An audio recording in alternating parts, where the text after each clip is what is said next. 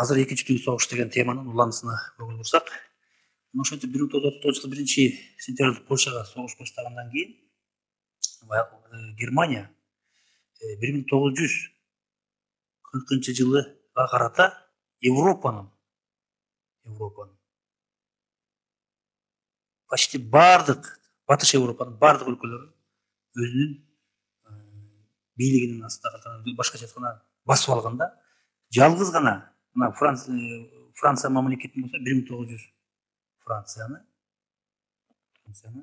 1940 жылы 10 майда Францияга англо-француздук аскерлерге каршы согуш жарыялап дагы Францияны басып алат дагы. Жалгыз гана Европада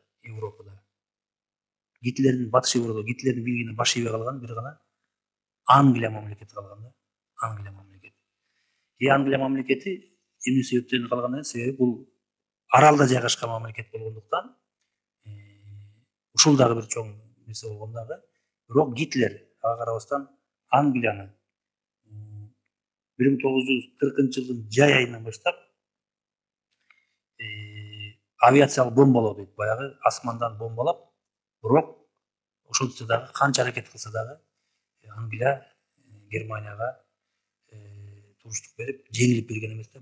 Ошол убакта Германия Англиянын премьер-министри болуп Уинстон Черчилль шайланган дагы, ал фашисттик Германияга Гитлерге каршы акырына чейин салгылашууга чечим кабыл алат дагы. Чечим кабыл алат.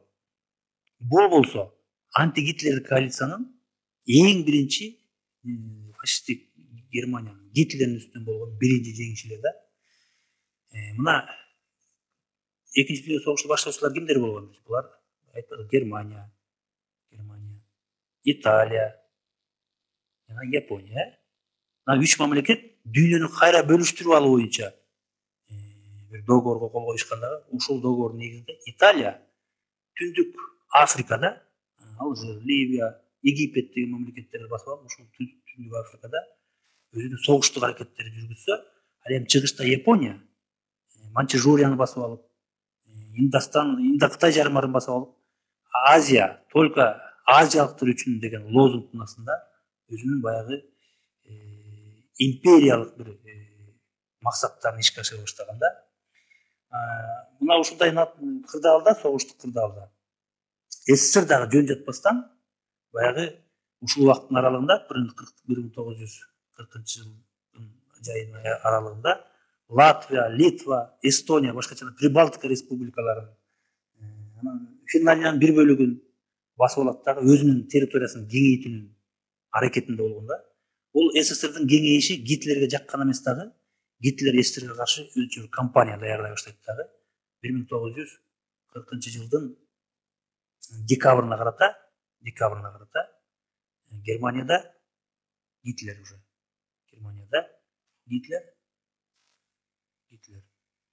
СССРге каршы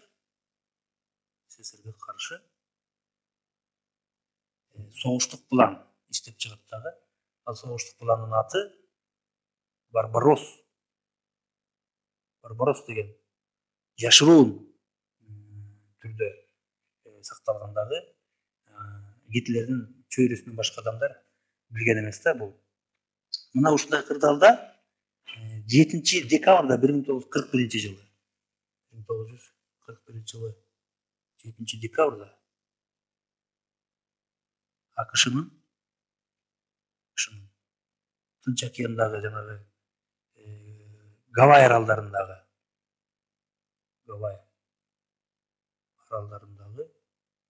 Пёрл-Харбор деген согуштук авиабазасына япондук камикадзелер, япондук летчиктери кол салат дагы. Ушул кол салуудан кийин аргасыздан Америка Кошмо Штаттары согушка тартылууга аргасыз болот да. Мына ушул окуя Пёрл-Харбордагы жанагы америкалыктардын базасынын талкаланышы жөн эле мындай финансылык, экономикалык жактан жардам берип жаткан Америка Кошмо Штаттарын аргасыздан согуш аракеттерине катышууга чакырган. 1900 жанагы биз айтып кеттик, 1940-жылы түзүлгөн пландын негизинде 1941-жылы 22-июнда Гитлер СССРге кол салып, Советтер Союзунун эли үчүн улуу ата мекендик согуш башталды да. Улуу ата мекендик согуш башталды. Муну эми тарыхчылар акыркы убактарда айтып жүрөт, сөзсүз түрдө Сталин Гитлерди согушка даярданып жаткандыгы жөнүндө көп маалыматтарды тышкы советтик тыңчылар, чалгындоочулар, разведчиктер аркылуу билип турган, бирок ал бул эми чоң саясатта ол Уинстон Черчиллдин баягы СССР менен Германиянын ортосунда бир бүлүк салып атат деген ишенич менен кала берген дагы өзүнүн аскерлери, советтик аскерлерди ошол согуштук аракеттерге даярдаган эмес деген акыркы бир сунуш пикирлер чыгып атат да. Сталин ошол менен күнөөлөп атат да. Мына ошентип Советтер Союзу үчүн 41-жылы 22-июнда улуу ата мекендик согуш башталган. Бул эми өзүнчө тема, ама токтолбой калгылы. Ошол согуштун кырдаалында, согуштун жана биз өткөндө айттык, антигитлердик коалиция түзүлгөн. 1943-жылы Тегеран шаарында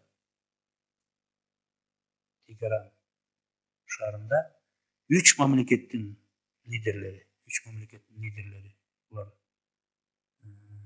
СССР, Сталин, АКШ, Рузвельт, Англия, Черчилль Тегеран шаарына конференцияга катышат. Тегеранский конференция деген тарыхта аты калган конференцияга катышат да. Бул конференцияда эң каралуучу маселелердин эң орчундусу эле бул биринчи маселе экинчи фронтту ачуу маселеси болгон. Болгон дагы ушул боюнча талкуу жүрөт дагы. Бул талкууда жыйынтыгында экинчи фронт эми сөзсүз түрдө өзүнчө чоң тема. Сталин менен Черчиллдин ортосундагы пикир келишпестиктер, Рузвельт менен Сталиндин жакындашуусу бул өзүнчө чоң тема. Бирок ошондой талкуунун талаш тартыштын натыйжасында экинчи фронт